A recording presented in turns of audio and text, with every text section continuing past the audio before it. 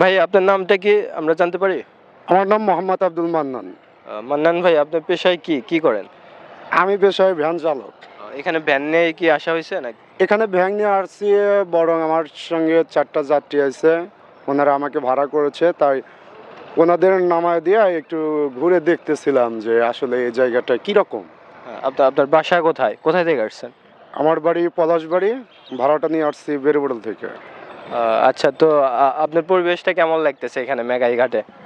তো আমি যতটুকু দেখতে পারি আশেপাশে ইটা বালু এইটা সেইটা, আসলে এই জায়গাটা যদি পর্যটক আসার চিন্তা ফিকির আমরা করি তাহলে দেখা যায় এই জায়গায় অনেকগুলো কাজ করণীয় আছে।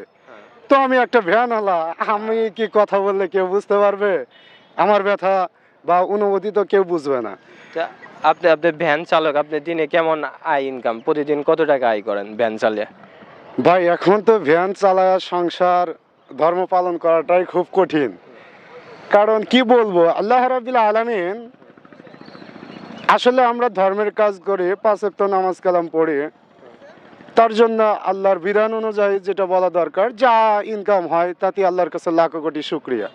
ভাইয়ের কথা শুনে অনেক ভালো লাগলো। তো আপনি যে পরিবেশটা দেখলেন এখানে, মানে পরিবেশটা ভালো, মানে আবহাওয়া পরিবেশ সবকিছু কেমন লাগলো আপনার, মানে শীতল আবহাওয়া?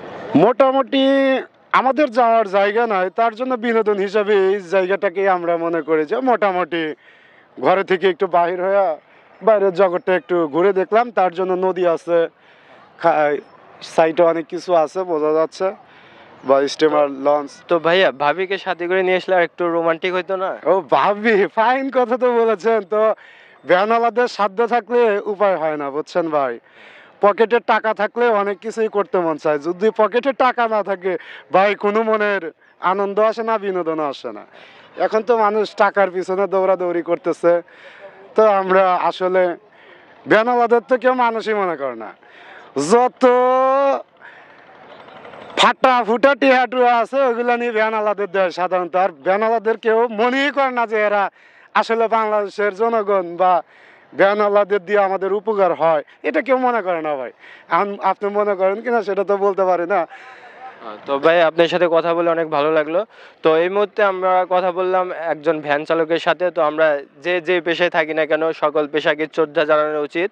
তো আজ এখানেই শেষ করছি, আগামীতে আবার দেখা হবে অন্য কোনো ভিডিওতে। So by.